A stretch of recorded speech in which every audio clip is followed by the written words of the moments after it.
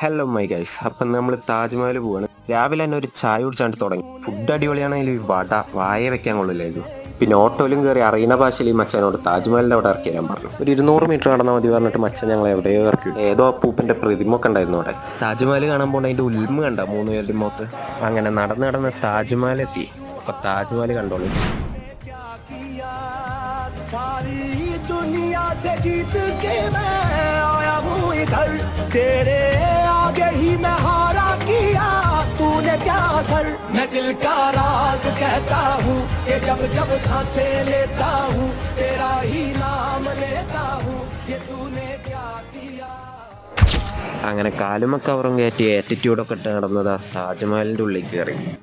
ഇത് പിന്നെ സ്റ്റെപ്പ് കയറുമ്പോൾ ഒരു പോസ് ചെയ്യാൻ അങ്ങനെ ഒരു മൊയിന്ത്. അങ്ങനെ താജ്മഹലിൻ്റെ ഉള്ളിലൊക്കെ കയറി വീഡിയോ എടുക്കാൻ പാടില്ല പറഞ്ഞാലും സെക്യൂരിറ്റി കാണാണ്ട് ഞാൻ 2 വീഡിയോ ഒക്കെ എടുത്തു. പുറത്തെത്തിയപ്പോൾ നിതാലിൻ്റെ വക സീൻ മായ നോക്കാം. ബാക്കി നാളെ